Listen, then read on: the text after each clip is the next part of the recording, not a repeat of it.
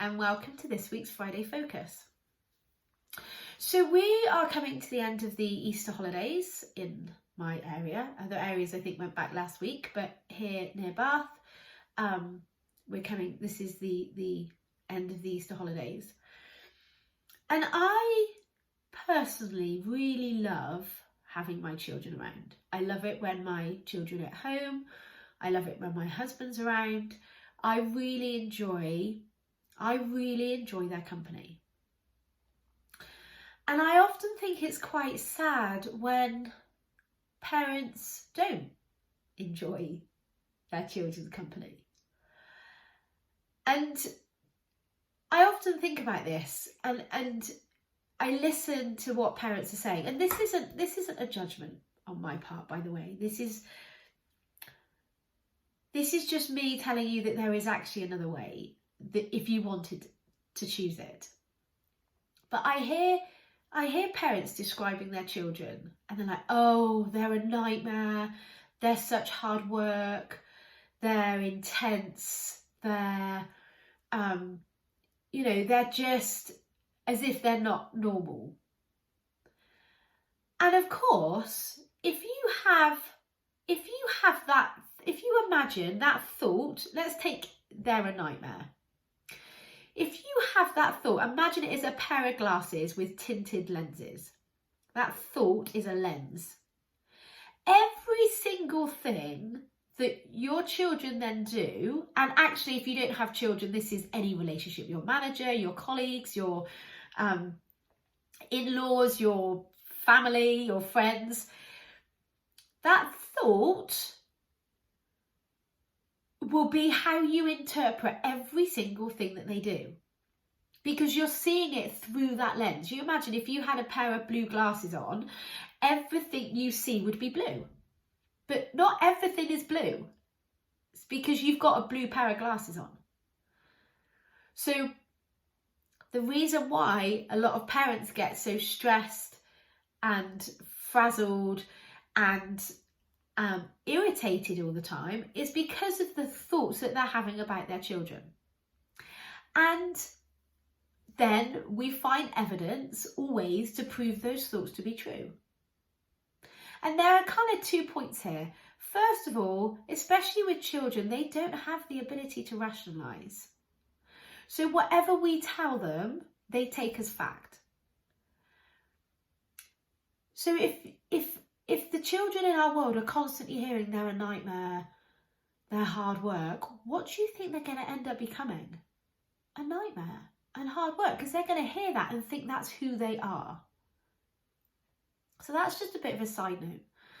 The second point is, when we blame our children for our emotion, and we can't change the child, or we can't change the other person in whatever relationship this will relate to for you, then we feel really powerless. Then we become the child. We expect our children who can't manage their own emotions to try and manage ours, like to try and make us feel better. It's kind of not how it works. It's our thoughts, it's your thoughts that create your emotions. It's not the other person. And I think taking that responsibility for ourselves, yes, can be maybe intimidating. It can feel quite scary. But actually then we always get to choose how we're feeling. And sometimes that might be frustrated. Sometimes that might be angry. But what I always try and do, and please don't think I'm perfect here. I'm not a perfect mum. But I always try and come from a place of love, like a complete unconditional love. So when when one of the boys is like acting up, or they're being stroppy, or they're tired, or however I want to interpret them, this is a little bit of a shocking way to think about it, but I just imagine them not coming home tomorrow. Like, I just imagine worst case scenario. And if that were to happen, I would give anything to be back in this moment right now. I would give anything to be with them stroppy, to be with them tired, to be with them when they're acting up and playing up. I would give anything for that. So when you come from this place of complete unconditional love, you will then be a better version of yourself. And love sometimes sounds like no. It sometimes sounds like, it's because I love you that I'm not going to let you put a whole heap of sugar in your mouth. It's because I love you that you now need to go and sit on the naughty space. It's because I love you that I am not I will not tolerate you talking to me in that way. Rather than going, oh my God, they're such a nightmare. They're, he's hard work. They're terrible. They're not. They're kids, or they're in-laws, or they're other humans, whoever the relationship is. Because then what happens is, because we feel crap, we then go and get the gin and tonic, or we reach for the biscuits, or we go for the chocolate to try and make us feel better. Only that doesn't work. So now what we're dealing with is our nightmare children, and we've got a hangover. Or, it's hard work and we're putting on weight and feeling sick. So reaching for the external things doesn't work either. But because you're an adult human being, you have got the ability to rationalize your thinking at a time when your child can't, because they're a child, they don't have that part of their brain isn't developed. And then it means you're taking responsibility for yourself. You can be the adult. You can find the unconditional love.